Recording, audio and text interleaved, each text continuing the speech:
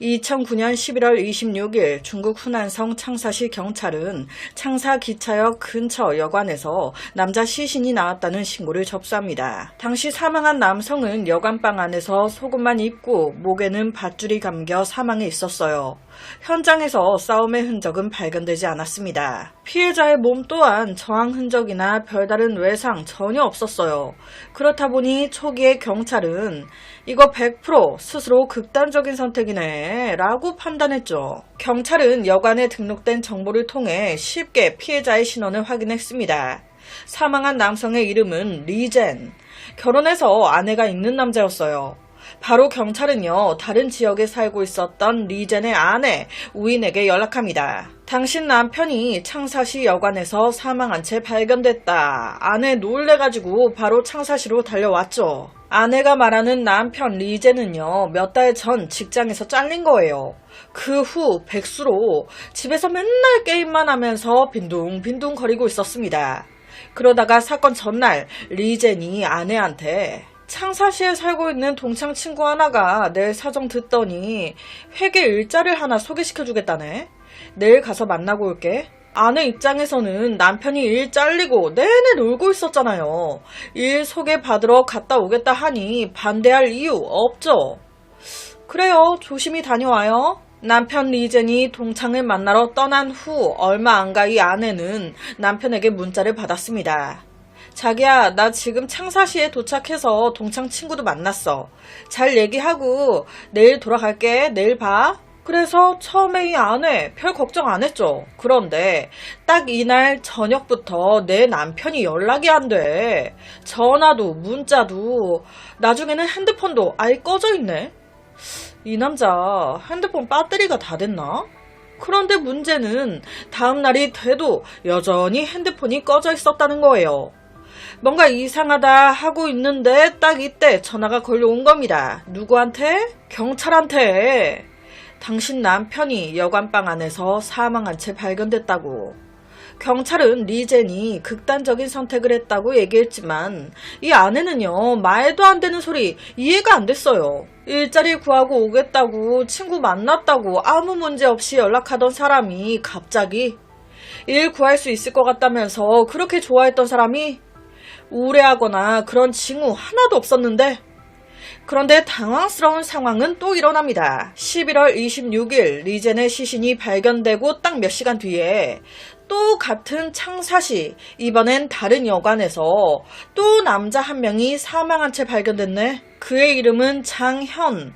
사망한 모습이 리젠과 똑같았습니다. 이렇게 되니까 경찰이 조금 의심이 가는 거예요. 리젠, 극단적인 선택이라고 생각했는데 장현의 시신까지 나오니까 이거 연쇄살인 사건 아니야?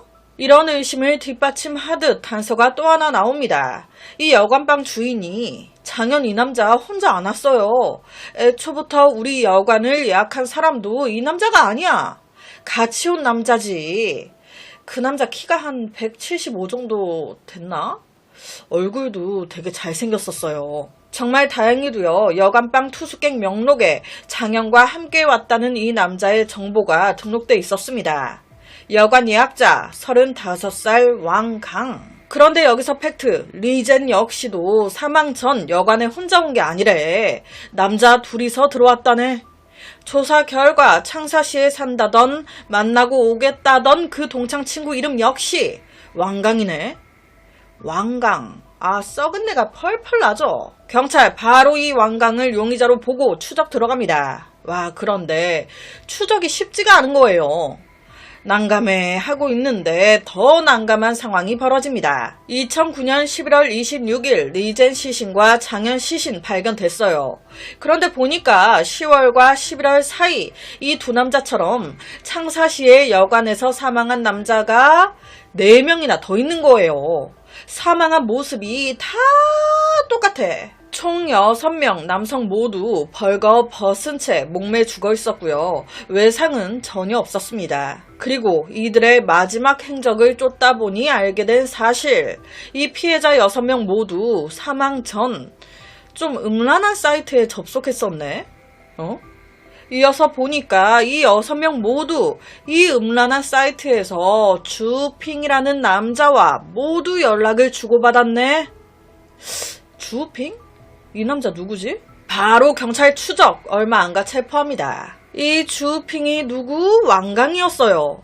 왕강, 여간 투수 기록 적을 때 가명을 쓴 거예요. 실제 이름은 주핑. 그는요, 체포되자마자 바로 인정합니다. 6명의 남성 모두 내가 죽였다고가 아닌 그들의 죽음을 목격했다고. 하지만 내가 죽인 건 아니라고. 이게 무슨 말이야. 약간 술을 먹고 운전대는 잡았지만 음주운전은 아니다 라는 느낌이죠. 뭔 소리야 이게. 주핑 그는요, 동성애자였습니다. 거기다 SM 성향이 좀 있었어요. 여기서 SM 엔터테인먼트 소속사 이름이 아닌 약간 성적인 특정 상황에서 고통받거나 학대당하는 것을 좋아하는 사람을 말합니다. 맞는 거 좋아하거나 때리는 거 좋아하거나 욕 듣는 거 좋아하거나 모욕당하면 당할수록 흥분하거나 약간 이상한 변태적인 그런 말이죠. 그러니까 이 주핑 말로는 이 6남자들 모두 자기와 SM 놀이 하다가 자기들이 흥분해서 자발적으로 목을 매 죽었다는 겁니다. 이 주핑의 말 사실인 걸까요? 주핑은 1972년 6월 후난성의 한 예술가 집안에서 태어났습니다. 어릴 때부터 주핑은요, 되게 성격이 온화하고 말투도 되게 부드러웠대요. 되게 깔끔하고 무엇보다 소녀들 사이에 껴서 노는 걸 더 좋아했다고. 그러니까 남자아이들과 로봇 놀이 하는 것보다 여자들과 모여 인형놀이 하는 걸 더 좋아했던 거예요. 점점 나이가 들면서 주핑의 여성스러움은 더 뚜렷해졌습니다. 변성기가 오고 목소리는 더 두꺼워졌는데 이 말투가 약간 일반 남자들과는 달랐어요. 그렇다 보니 동급생, 같은 남자친구들 좋아했겠습니까? 더구나 이때가 되게 옛날이잖아요. 야, 너 말투 왜 그러냐? 기집애냐? 맨날 조롱하고 놀리고 비웃고. 주핑이 학교에 갈 때마다 친구들끼리 토론을 했었대요. 야, 저 새끼 저거 남자일까 여자일까? 그러니까 굉장히 어릴 때부터 많은 상처를 받았던 거죠. 그런 상황에서 주핑이 중학생이 됐을 때 그의 인생을 바꿔놓는 사건이 발생합니다. 주핑이 친형이 있는데 그 친형의 친구가 아무도 없을 때 주핑을 건든 거예요. 성추행. 같은 남자입니다. 주핑 중학생이었어요. 얼마나 무서웠겠습니까? 너무 큰 상처와 큰 충격을 먹은 주핑은 이 사건을 누구에게도 말을 할 수가 없었어요. 평생 마음속 상처로 남아버렸습니다. 이런 일들을 겪으면서 주핑의 성격은 점점 외톨이가 되고 극단적으로 변해갔어요. 주핑은 집안의 피를 이어받아 17살 때 후난성 예술학교에 들어가요. 그런데 결론은 잘 적응하지 못해 중퇴합니다. 그리고 1992년 그는 한 홀에서 공연을 시작해요. 공연. 되게 잘했대요. 인기도 많아서 수입도 꽤 좋아. 동시에 주핑 좋다고 마음을 표시하는 여자들도 굉장히 많았다고. 하지만 그때마다 주핑은 오만 핑계를 대면서 다 거절해요. 왜? 난 여자한텐 가슴이 뛰지 않아. 아니, 이럴 수 있잖아요. 이럴 수 있죠. 그런데 문제는 이걸 부모님도 받아들일 수 있느냐. 안타깝게도 주핑의 부모님은 이걸 받아들이기가 힘들었어요. 상상조차 해본 적이 없던 일이었으니까. 오히려 며느리감, 내 아들의 아내를 찾는데 별 어려움이 없을 거라고 그렇게 늘 생각을 하고 살았었대요. 언젠간 우리 아들이 이쁜 며느리감을 데려와 소개시켜 주겠지? 했는데 웬걸? 어느 날 주핑이 사랑하는 사람이라면서 한 사람을 집에 데리고 왔는데 여자가 아닌 남자를 데리고 온 거예요. 이때 알게 된 겁니다. 내 아들이 성소수자 게이라는 걸. 너무 충격을 받은 주핑의 부모님은요, 엄마 아빠 콱 죽어버릴 거라면서 이 꼴은 못 본다면서 죽음을 내세워 여자와 결혼해 아이를 낳으라고 강요합니다. 엄마 아빠가 죽겠다는데 어떡해요. 주핑은 가족들 압박에 어쩔 수 없이 연인과 헤어지게 됩니다. 이 마음이, 이 속이었겠습니까? 이 계기로 멘탈이 완전히 무너져버린 거예요. 부모님을 이해하면서도 원망도 했겠죠. 더 이상 부모님에게 혹은 다른 사람들에게 게이라는 걸 전혀 내색하지 않습니다. 속으로 계속 삭혀요. 오히려 모든 동성애적인 표현을 온라인에서만 표출하기 시작합니다.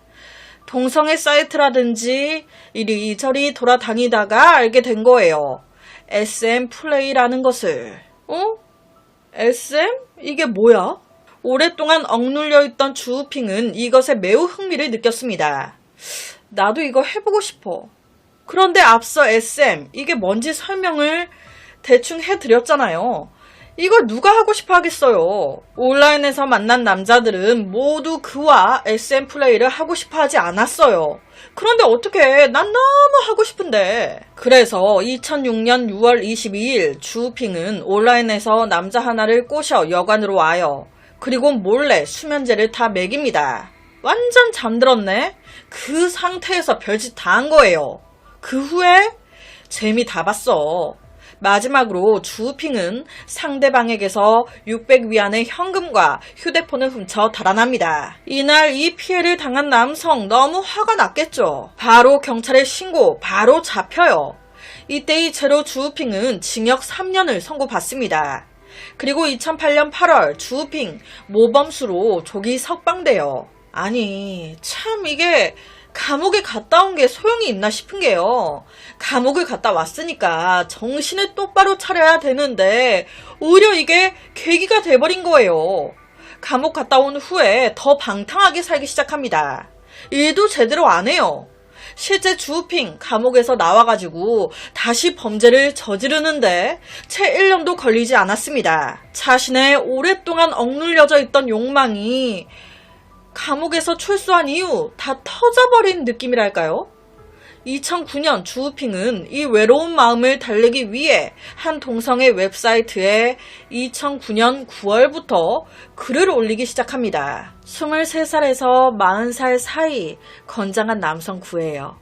체격이 좀 단단하니 좋았으면 좋겠는데. 나랑 며칠날 재미있게 놀 사람 여기 댓글 달아줘요. 자, 여기까지는 일반 게시물들과 다른 게 없어. 그런데 주우핑은요, 여기에 한 가지를 덧붙입니다. 저랑 하룻밤 같이 보내주면 내가 얼마 줄게요. 그러니까 사람들이 모두 주우핑한테 몰리는 거예요. 수백 개의 댓글 중에서 주우핑은 펑위라는 간수성 출신의 남자를 택합니다. 팡위라는 남자와 온라인에서 대화를 나눈 후 창사시에서 만나기로 해요. 이 둘은 만나 자연스럽게 한 여관에서 이틀 밤을 보냈습니다. 주우핑은요 너무 행복했어요. 내가 생각했던 것보다 이 남자 나랑 더 말도 잘 통하고 펑이한테 흠뻑 빠져든 거예요. 그런데 이게 뭐야? 펑이가 씻으러 들어갔을 때 우연히 그의 가방 안에서 한 검사 결과지를 보게 된 거예요. 에이즈 감염 확진 결과지를. 와, 이걸 본 그 순간 펑이가 자기를 속였다고, 나도 에이즈 걸리게 만들려고 지금 그 자리에서 소리 빽 지르면서 헤어져요. 하지만 펑이 또한 진심이었거든. 자기도 모르고 있다가 알게 된 거거든. 미안하다고, 다시 만나고 싶다고 계속 연락을 합니다. 여러 번의 끈질긴 설득 끝에 주우핑 재결합에 동의해요. 하지만 한 가지 조건을 겁니다. 그래, 우리 다시 만나자. 그런데 나 조건이 있어. 나랑 질식게임해. 이게 다소 좀 생뚱맞게 들리실 수도 있는데 당시 중국의 이쪽 세계에서 이런 게 드문 일도 아니었고 연락하고 사귀면서도 여러 번 주우핑이 이런 얘기를 했었던 것 같아요. 그런데 펑이가 싫다고 안 했던 거죠. 그러니까 다시 사귀자 하면서 이걸 조건으로 건 거예요. 실제 어떤 사람들은 호기심이나 자극을 추구하며 밧줄로 목을 매거나 주머니로 머리를 감싸는 등의 방법으로 죽음에 가까운 쾌감을 느끼고 싶어 합니다. 하지만 이런 사람들은 일반적으로 진짜로 죽고 싶어 하는 것은 아니기 때문에 이런 게임을 할 때는 믿을 수 있는 사람이 곁에 있어야 마지막 순간에 도움을 받을 수 있어요. 펑이는 주우핑의 마음을 되찾기 위해 이 게임을 함께 하기로 동의했지만 사실 주우핑은 이 게임을 제안할 때부터 이미 그를 죽일 마음을 가지고 있었습니다. 난 절대 용서가 안 되거든. 10월 11일 주우핑과 펑이는 다시 여관에서 만납니다. 이때 주우핑 밧줄 하나를 꺼내 펑이 앞에 놔요. 자, 나랑 약속했지? 하자. 자, 그런데 제가 앞서 뭐라고 했습니까? 보통 이걸 하는 사람들 죽음에 가까운 쾌감을 느끼고 싶어 하는 거지 죽고 싶어 하는 건 아니기 때문에 이런 게임을 할 때는 믿을 수 있는 사람이 곁에 있어야 마지막 순간에 도움을 받을 수 있다. 펑이 주우핑을 믿고 이걸 한 거예요. 그런데 마지막 순간 주우핑 가만히 앉아 보고만 있네. 안 도와준 겁니다. 그렇게 펑이 스스로 생을 마감하게 된 거예요. 주우핑은 펑이가 죽어가는 모습을 조용히 지켜보다가 현장을 떠났습니다. 이게 화근이었어요. 이날 이 주우핑이 엄청난 새로운 쾌감을 느껴버린 거예요. 날 배신한 사람에게 복수했고 난 흥분됐고 자극됐고 그는 곧바로 다음 희생자를 찾기 시작합니다. 문제의 그 동성애 웹사이트 또 글을 쓴 거예요. 며칠 날 나랑 같이 놀 사람. 그런데 이때는 약간 다르게 적습니다. 이젠 돈이 아니야. 나랑 같이 하룻밤 보내면 내가 일자리 소개해줄게요. 일자리? 이 글에 제일 처음 언급했던 리젠이 낚인 겁니다. 즉, 이 리젠 또한 동성애 사이트를 자주 보는 남자 중에 하나였던 거죠. 그러니까 주우핑이 쓴 글을 보게 됐지. 리젠은요, 주우핑이 올린 이 글을 보자마자 바로 댓글을 달았습니다. 주우핑 바로 연락했죠. 일정 시간 대화 후 주우핑은 리젠에게 창사에서 만나자고 요청했습니다. 그래서 아내한테 말한 거예요. 동창 친구가 일자리 소개시켜준대 라고 거짓말하면서 동성애 웹사이트에서 만난 남자랑 하룻밤 보내고 일자리 소개받아 올게 라고 말할 수 없으니까. 그렇게 리젠은 주우핑과 만나 여관으로 향했습니다. 또 질식게임 하자. 이때 리젠 오케이 스스로 목을 감습니다. 몇 분 후 숨이 쪼여오니 몸부림을 치네?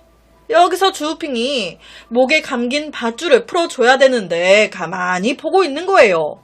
그렇게 리젠 사망한 겁니다. 와, 아내 우이는요, 남편이 동성애인 만나러 멀리 떨어진 창사까지 간 거라곤 상상도 못했을 거예요. 남편이 같은 남자와 잠자리 중 그 말도 안 되는 게임으로 이렇게 허망하게 갈 줄은 더더욱 상상도 못했겠죠. 똑같은 방법으로 무려 6명의 남성을 유인, 스스로 목을 매 죽게끔 만든 거예요.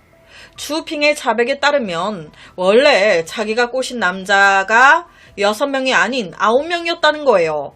그런데 3명이 하는 도중에 도망갔어. 그래서 6명이 사망하게 된 겁니다. 주우핑은요, 계속해서 억울하다 주장했어요. 난 죽이지 않았어요. 자기들 다 스스로 그런 거야.